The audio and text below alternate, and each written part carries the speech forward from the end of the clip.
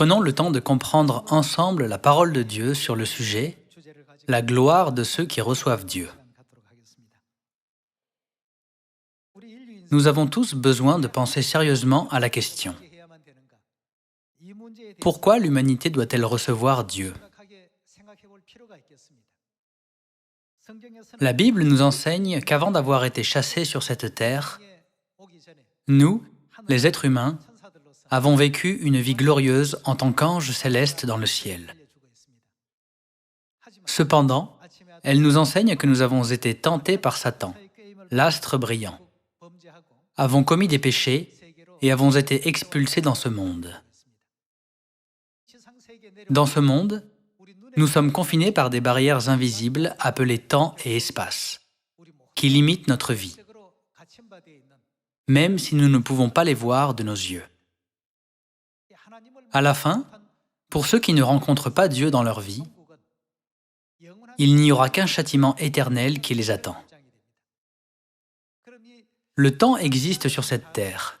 Cependant, le mot « éternel » n'implique-t-il pas qu'il n'est pas affecté par l'écoulement du temps? L'écoulement du temps ne peut pas intervenir, ni même exister dans le monde de l'éternité.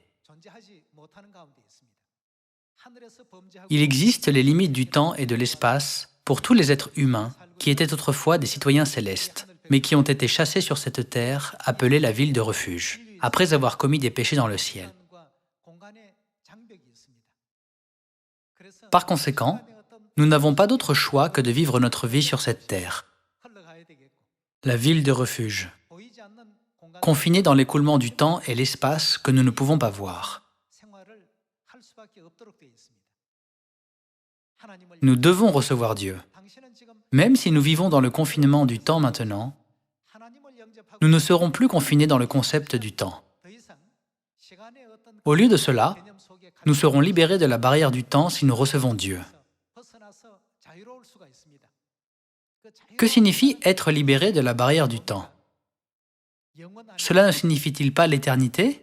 Pour cette raison, nous devons recevoir Dieu. Notre vie est maintenant limitée par le temps. Mais à partir du moment où nous recevons Dieu, le monde de l'éternité sera révélé et s'ouvrira à nous. C'est la raison pour laquelle nous devons rencontrer Dieu et le recevoir.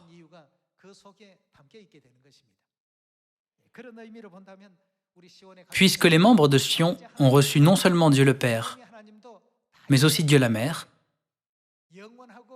ne pouvons-nous pas vraiment croire que nous recevrons certainement la bénédiction de l'éternité selon leurs promesses? Voyons Jean, chapitre 1, verset 10. Il est écrit « Elle était dans le monde, et le monde a été fait par elle, et le monde ne l'a point connue. Elle est venue chez les siens, et les siens ne l'ont point reçue.